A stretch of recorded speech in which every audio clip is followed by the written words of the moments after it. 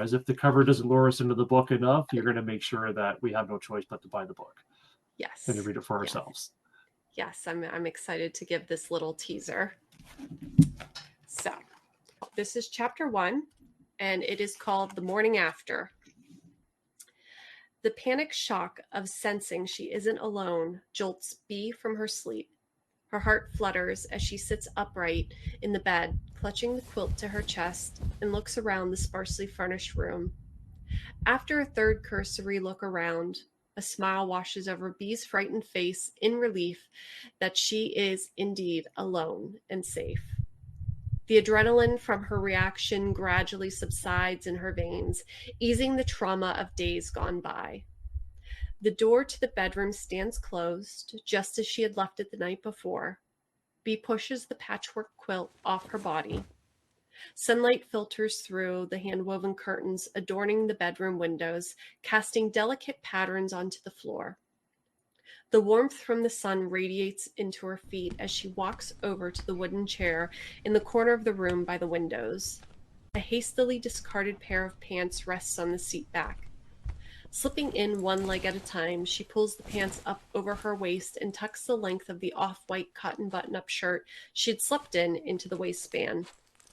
Both pieces of clothing are a tad too big for her, but she resolves the situation by finding a belt in the dresser on the opposite side of the room. It will be nice to wear a belt. Over the past several months, maybe years, she has spent a lot of time without a belt, hiking up her slacks as they slip and drift off her hips. The bedroom, despite its barren decor, is cozy. It is a simple space and not overwhelming. A trundle bed with a sagging mattress is draped with an old patchwork quilt that holds an undocumented history.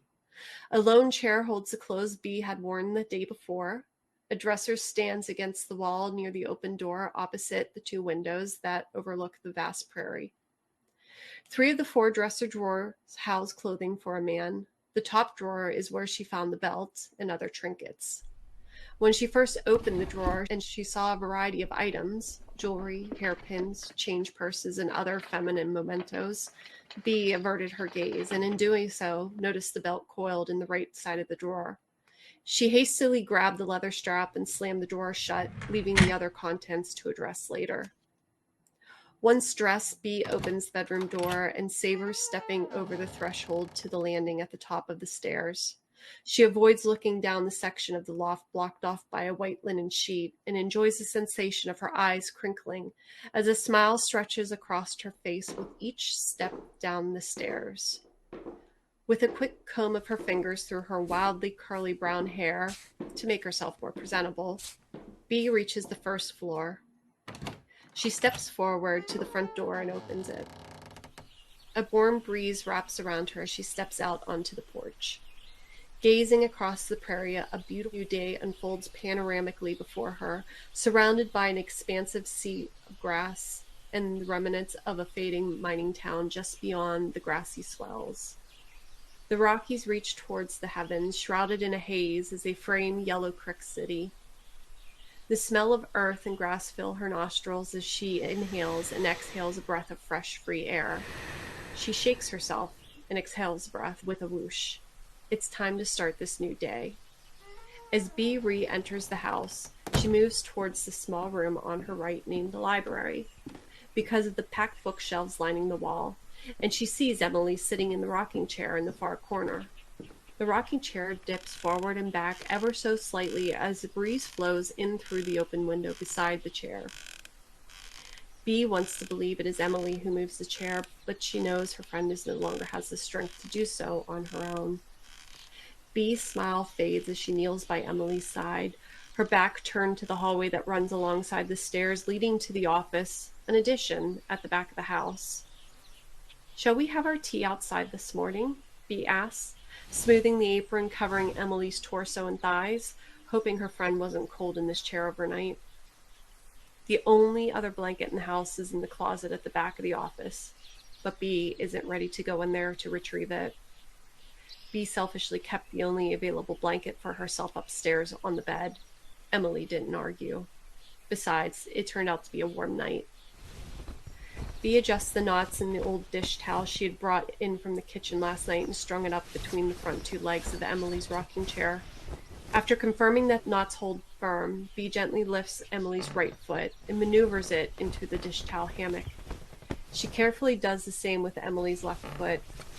Bee then caresses her smooth skin of Emily's cold feet. Both appendages regain some flexibility, but they still exhibit a peculiar still softness. Once satisfied with both of her friend's feet securely tucked away, Bee stands. Emily hasn't made a single movement or spoken a word since Bee entered the room. In fact, Emily hasn't uttered a single word since... Bee shakes her head, unable to dislodge the lump in her throat as she focuses on her friend before her, pushing away sour memories of others. Emily's all she has now, and Bee is determined to take care of her friend forever. She runs a hand through Emily's tangled black hair, making a mental note to find a brush later. Bee softly caresses Emily's cheek with a finger. There isn't even a flutter to her friend's cloudy eyes as they stare blankly ahead, never once searching for Bee. The lump grows larger in her throat. It won't be long until she loses her friend. Emily's body is failing long before it was supposed to. Let me see to that tea, but first... Bee grabs the arms of the chair beneath Emily's clawed hands and pulls the rocking chair forward. Once there's enough space between the back of the chair and the corner behind it, Bee slips in and wraps her hands around the top of the chair, her knuckles resting on either side of Emily's head. She gently tilts the chair back on its rungs and slides it towards the front door. The rungs hit hard against the threshold, and both Bee and Emily tip forward from the force of the stop. If Bee didn't have her knuckles against Emily's skull, she might have tipped her dear friend out of the chair, shattering her fragile body onto the wooden floorboards. Sorry, Bee gasps as she tips the chair backwards, cradling Emily's body between the chair and the back seat. She heaves again. This time the rungs of the chair easily clear the threshold. Once outside on the porch, Bee places her friend just to the left of the door. Next to Emily stands a small side table, large enough for 2 cups of tea, and just beyond that, before the edge of the porch, is another rocking chair, smaller and wobblier than the one Emily sits in. The other chair has likely witnessed quite a bit during its time sitting outside year-round in the Colorado weather. Emily's chair is much more ornate, with a glossy finish on the amber-colored wood. Its design made Bee wonder if it was imported from the East Coast. It reminded her of the chair that her mother used to sit in as she protectively watched Bee play in the front yard from the comfort of the front porch of Bee's childhood home. The chair's arms, rungs, and legs were shaved smooth, with a luster that sealed the wood beneath its shine. The seat had a slight divot in the center, and the back features 5 thin spindles that support the headrest. Bee hopes Emily is comfortable in the chair. If only Emily would say so. Just a single word to reassure Bee that everything is okay, and will always be okay. I'll be back, Bee says, and pats Emily on the top of the hand.